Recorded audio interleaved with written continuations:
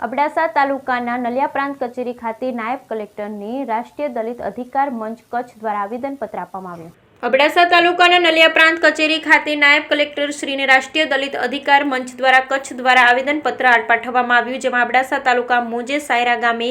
વર્ષ 1982-83માં સંયુક્ત હુકમ સાથે સાંથણીમાં જમીન ફાળવવામાં આવેલ, જે જમીનોના આજ દિવસ સુધી 7/12 અને અન્ય રેકર્ડ બનેલ નથી અને સ્થળ પર જમીનો સોપરત કરવામાં આવેલ નથી, જે જમીન અંગે દરેક રેકર્ડ બનાવવામાં આવેલ અને જમીનોની માપણી કરી સ્થળ પર ખૂંટ ખોડી અને કબજા સોપરત કરવામાં આવે એ અંગે આવેદનપત્ર પાઠવવામાં આવ્યું હતું।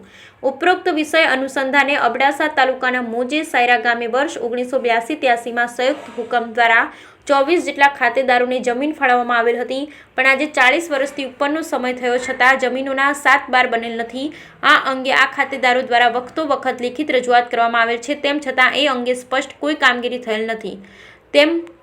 જેમાં તંત્રની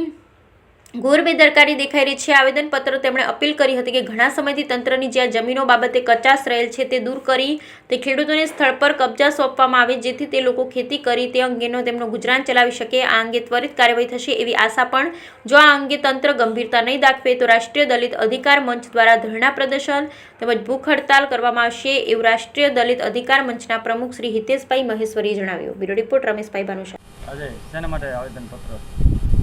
આજ રોજ રાષ્ટ્રીય દલિત અધિકાર મંચ અને સાયરા ગ્રામજનો સાથે ખેડૂતો દ્વારા અબડાસા પ્રાંત અધિકારી શ્રીને એક આવેદનપત્ર આપવામાં આવ્યો છે, જેનામાં વિગત એવી છે કે આજથી 42-43 વર્ષ પહેલાં 1982-83માં સંયુક્ત હુકમ સાથે અબડાસા તાલુકાના મોજે સાયરા ગામે અંદાજિત 500 એકર જેટલી જમીન ફાળવવામાં આવેલી છે। તે જમીનનું આજે 42 વર્ષથી ઉપરનો સમયગાળો વીતી ગયા છતાં વહીવટી તંત્ર દ્વારા તેનામાં કોઈ પણ પ્રકારનું કાર્ય કરવામાં આવ્યું નથી। 24 જેટલા ખાતેદારો તેનામાં સંકળાયેલા છે, એમને દરેકને હુકમ સાથે જમીન તે વખતે ફાળવવામાં આવેલ છે। તે બાદ એના કોઈ 7/12 નથી બન્યા, નથી કોઈ અન્ય રેકર્ડ ઊભો થયો। એ લોકો દ્વારા વખતો વખત આ કચેરીના ધક્કા ખાધા છે, લેખિત રજૂઆતો કરી છે અને ખૂબ મહામહેનતો કરવા છતાં આજે પણ એમના હાથમાં પરિણામ શૂન્ય છે। એટલે આજે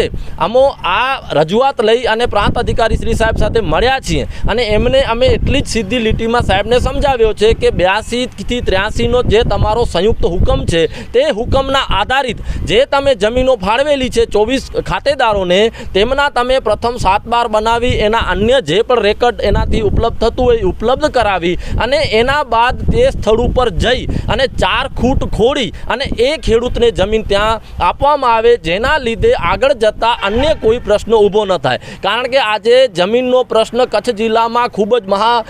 ગંભીર બાબત બની ગઈ છે અને આજે એ સ્થિતિ પણ નિર્માણ પામી છે કે જમીનના કારણે ખૂબ મોટા વિવાદો થઈ રહ્યા છે। ત્યારે આ લોકો પોતાની રોજીરોટી રળી અને રોજનું કમાઈ ખાઈ અને ખેતી કરીને જીવન ગુજારનારા વ્યક્તિઓ છે। તો અમે આજે સરકારશ્રીને અપીલ કરી રહ્યા છીએ, તંત્રને અપીલ કરી રહ્યા છીએ કે આપની ત્વરિત કામગીરી આ મુદ્દે ચાલુ કરી જે લોકોએ દબાણ કરેલ છે, જે લોકો દ્વારા આ જમીનોમાં કોઈ પણ પ્રકારનું ખોટું થયેલું છે, તે સર્વે આપ દ્વારા તપાસ કરી અને અમારી સીધી લીટીની ફક્ત માંગ છે કે જે આ ખાતેદારો છે તેમને સ્થળ ઉપર ખૂંટ ખોડી અને જમીન આપવામાં આવે। અન્યથા રાષ્ટ્રીય દલિત અધિકાર મંચ દ્વારા હું સ્પષ્ટપણે જણાવું છું કે આગામી સમયમાં આ પ્રશ્ન ટૂંક સમયમાં જો પૂર્ણ નહીં થાય, આનામાં તંત્ર ગંભીરતા નહીં દાખવે તો રાષ્ટ્રીય દલિત અધિકાર મંચ દ્વારા ઉગ્ર આંદોલનો કરવામાં આવશે, કચેરીની બહાર ધરણા કરવામાં આવશે અને ભૂખ હડતાલો પણ કરવામાં આવશે। આ અમારો હક છે, આ ખેડૂતોનો હક છે, જે મળવો જ જોઈએ એ માંગ સાથે આજે અમે આવેદનપત્ર પાઠવીએ છીએ।